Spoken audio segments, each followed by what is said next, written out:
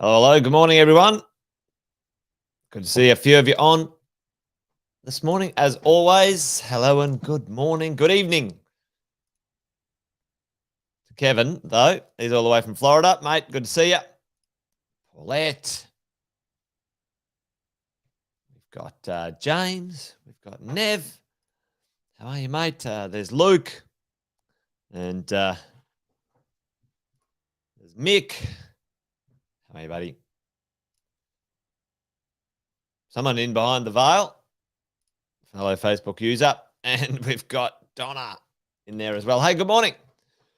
Some interesting, maybe even exciting news coming our way, folks, and it's another one of those. Yep, it's not I told you so, but this is kind of what happens. Things go up, things go down, things change, and got wind of a little bit of potential opportunity change into the future that we might get a little bit excited about. Now, it's not being done for us, by the way, but we're going to be able to take advantage of it. So we might have a bit of a yak about that in a minute. While things are warming up, though, I'll just quickly do the intros as I always do. Jason Whitten, my name. If you didn't already know, there it is on the screen. Hello. How are you? If you're new. If you're new, say hello. Let us know. If you might have just joined our mentoring and coaching program, you might be finding us randomly somehow. And if that's the case, hello, good morning to you. Thanks for joining. We've been doing this for a while, Wealth Coffee Chats, each day at 8:10. I've been property investing over 20 years. Actually, more than that, coaching people over 20 years. Done a few things, done a few deals, helped a few people learn a few things along the way. And along the way, decided that I'd help and teach people maybe to go the distance in this thing called property investing. We've got a few sayings around here. This thing's a marathon, not a sprint. Property is a get-rich-slow scheme. If you're looking for get-rich-quick, it ain't property, and it certainly ain't what I do.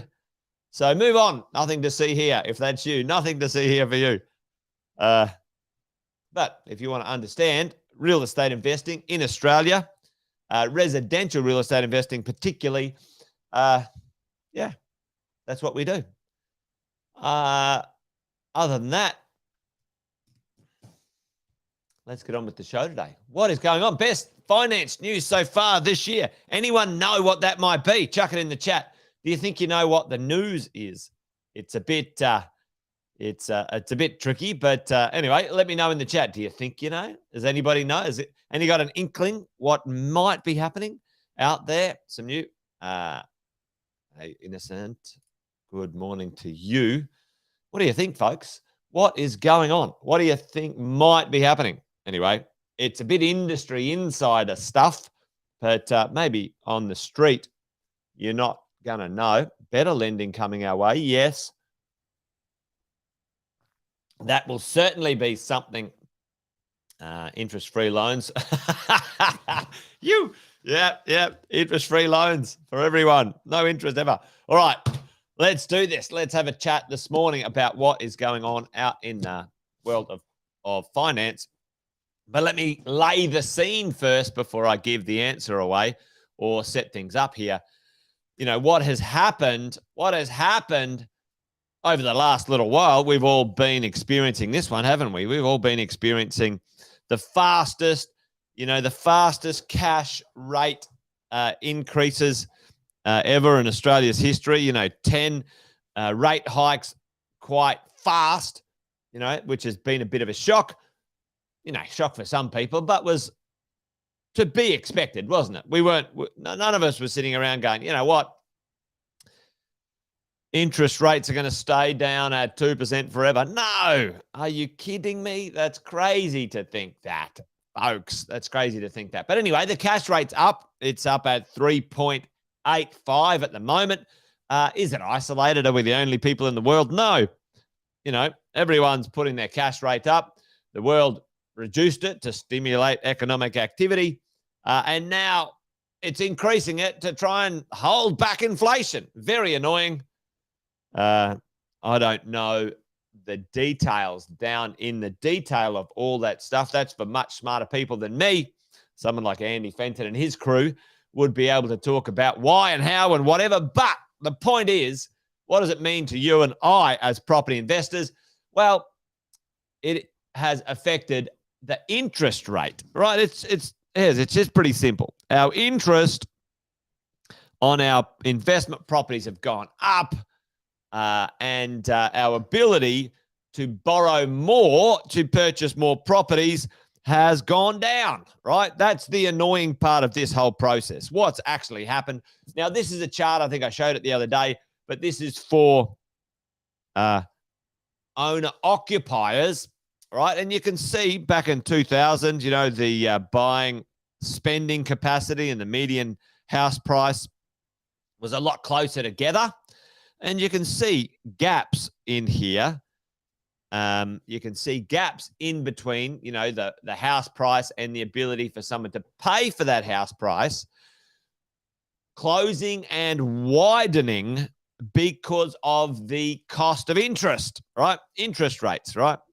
So right now, folks, we've had a pretty nice little run in the last little bit. The last 3 years, values have gone up, last 3 years. And by also at the right time, starting in October last year, 2022, interest rates have gone up. So as interest rates go up, our ability to borrow goes down. The largest gap. Now, I say this all the time. It sometimes sounds a bit dramatic and it may or may not be accurate. So I'm not going to be held to this one perfectly accurate, but it's the largest gap we've ever experienced on this chart anyway, right? The largest gap. And you can see, folks, it's the size of that gap between the average house price and the average person's ability to borrow is big. It's huge. It's massive. It's double what it's ever been on this chart and maybe even previous. Maybe even in history.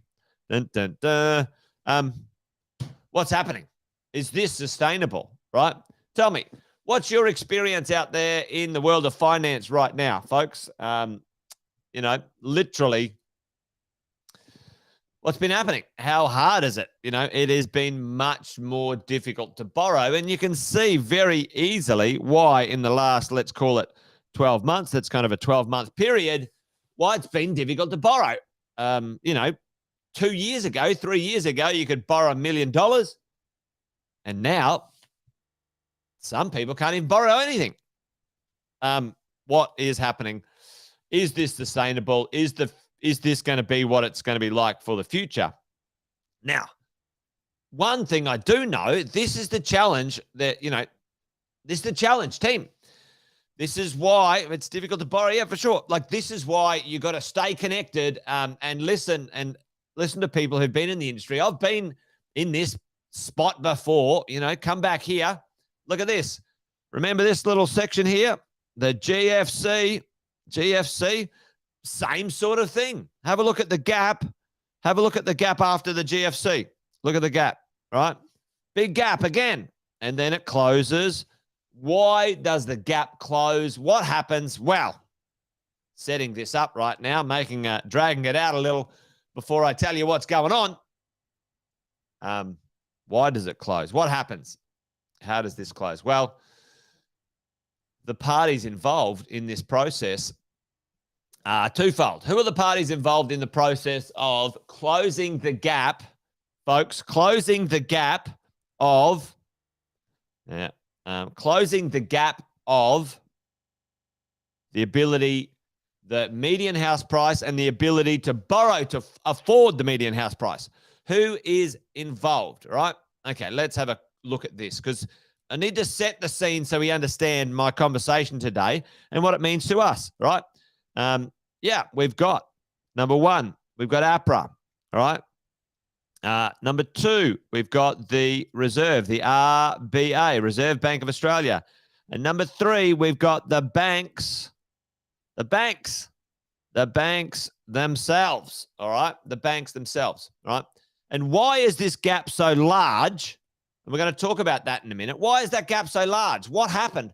What has happened in recent times to make that gap so large, and why that gap is going to change into the future? We're going to talk about that. We're going to talk about that. So we've got these three parties here. They don't give a rat's ass about any of us. Their job is to make profits that's boom. Timmy, you're on it, mate. You're on it. We're going to talk about the 3%. Tim, yep.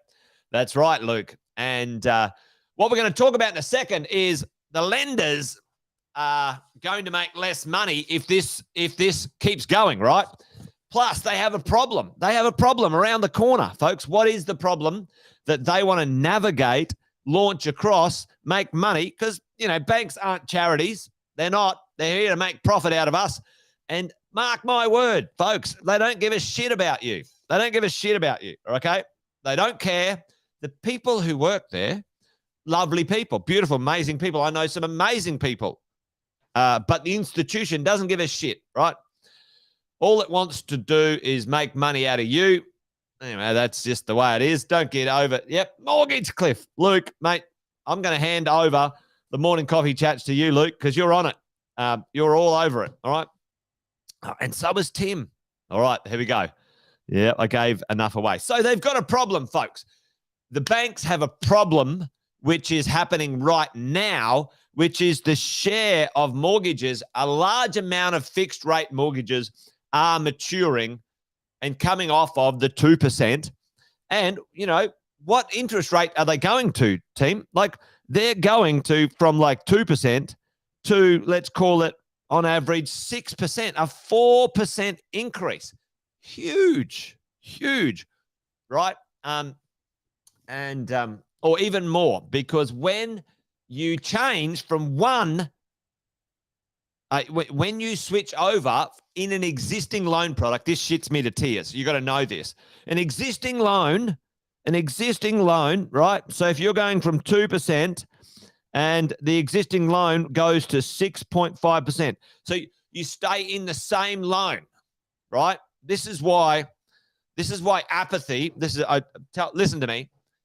Apathy for us, if you're lazy and you go, oh, don't worry about it, I'm not going to make any effort, you're going to lose money. The banks are going to jam you. They're going to shaft you, okay? Because what happens is this, folks. 2% goes to 6.5%, right? Okay, that's for an existing loan. But tell me, in the chat right now, what happens if you're a brand new customer? What would be your interest rate, folks? What would be your interest rate? Yep. I know brand new customers are getting 4.9% interest, right? Well, why don't they just let the existing customer go to 4.9 because and they're not. They're pricks. End of story. So what's happening? What's the opportunity and what's the problem here for the banks, folks? Let's talk about this. All right. So they've got a problem and they're going to take advantage of it. Okay. What does everyone want to do when their loans become too expensive? Loyalty means nothing. Exactly, Sam. They want you to be loyal to them, but they don't give a shit about you, right? That is that is a problem. Yeah, and Sonia, absolutely, some will drop the interest rates. That's why we've if you're in the mentoring and coaching program, folks, make sure you log on to the online learning center and go and have a look at the 1 hour coaching program that the coaches put together about negotiating existing loans down. Okay. Go listening to it. Boom, Tim, you're on it. We'll all want to shift to a cheaper loan, right? A cheaper loan. Boom. So tell me, all right, your interest rate's coming off 2%. It goes to 6.5. That's pretty expensive. You know that other people are getting a 5% loan. You go, shit, I better refinance. Okay, I better refinance.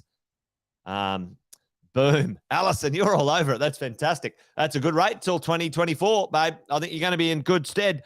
So you want to refinance. What do? You go to the bank and say, hey, refinance me. I want to get a refinance.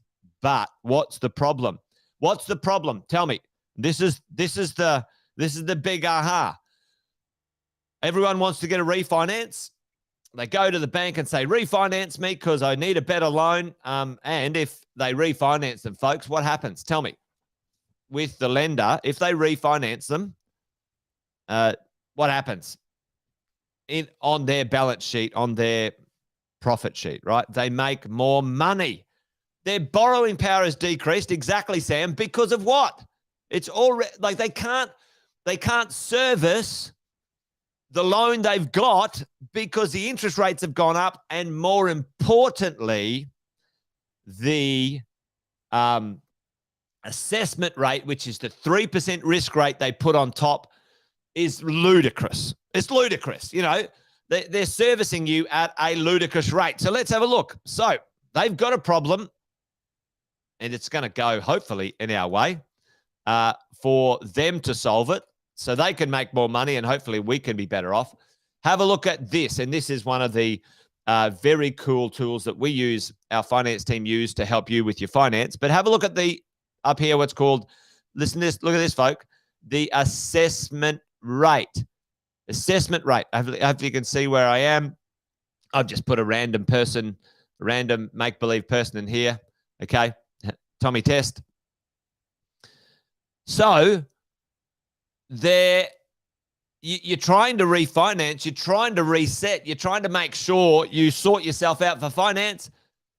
And when you qualified for your loan, the interest rate was, let's say, and it was still 3% back then, but you go 2% plus 3%. What's the interest rate for qualification? 5%.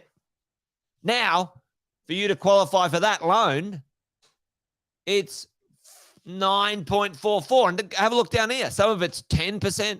You know, I saw one. Yeah, look at this. Look at this. 11%. Folks, seriously, who's going to, like, off the charts, right? Okay? Off the charts. So what's going to happen? What's afoot? Well, here's what we know about what's afoot. I could have just told you straight up, but I needed to build up the reason, the why behind this, right? What the banks and lenders do know, there's hardly anybody in negative equity in lending in Australia. Hardly anyone, which is great news. Okay, great news. There was more people in negative equity in the GFC, which wasn't large then, but the percentage is super small in Australia right now. Most people have got lots of equity. A lot of people have got prepayments. They've already prepaid a lot of their mortgage. They're in advance. So what are they going to do? Let's talk about this. The assessment rate is being reduced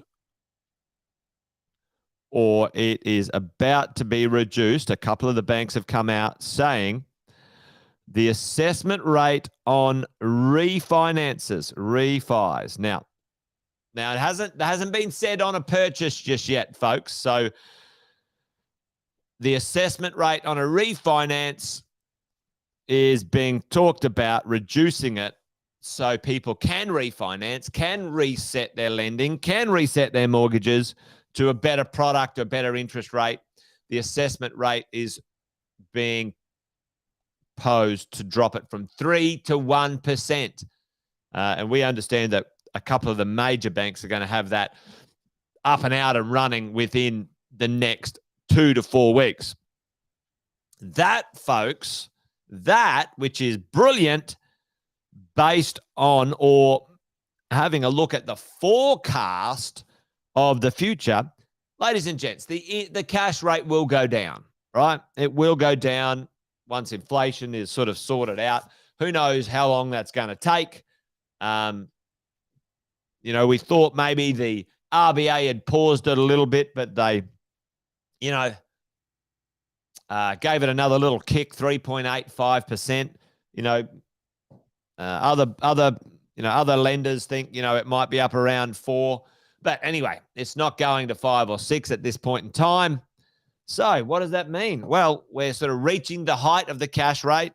They're dropping the assessment buffer, which is great news.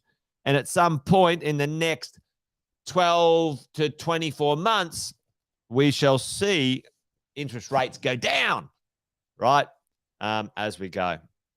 There you go. So anyway, good news, great news. Could be the best news in finance this year. We shall see. But the point of this, folks, is these things, these challenges, these issues that we feel as property investors or any mortgage holder feels don't last forever. They don't last forever. By and large, interest rate issues in the negative, as in gone up and causing you grief, tend to take anywhere from 18 months to 3 years to wash through and balance out. Right now, as property investors, our rents are going up. Over the next 2 years, your rents will naturally increase to offset the cost of interest. That's what happens. And it's still going to happen. And if the rents go up and the interest rates go down and the cash and assessment rate goes down, then, at some point in the future, we should be on the right side of the ledger, in the positive rather than the negative, and that's the way it rolls. Anyway, good news. Spread the word. Keep an eye out for it. It's not here yet. It is coming. I've heard it on the professional grapevine or grapeline. Is it the grapevine? On the grapevine, isn't it? Not the grapeline. Anyway, there you go. That's it from me, folks. Wealth Coffee Chat done and dusted. I'm not around tomorrow, so no Wealth Coffee Chat tomorrow, folks. And I'm down in Sydney commentating the Australian Youth Climbing Championships. If you're interested, find me on Sport Climbing Australia, YouTube or Facebook. I'm the commentator, the official one. Anyway, I'm the only one, but there you go. I'm the official one. Anyway, folks, that's it. I'm done. You guys have an awesome weekend. I'm not around tomorrow. So great to have you on. You guys be good, be well, take care. Remember, a couple of sayings around here. This thing's a marathon, not a sprint, remember. Going to take time.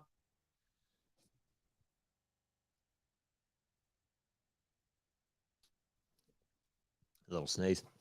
All right, that's it. I'm going. See you, folks. Take care. Bye for now.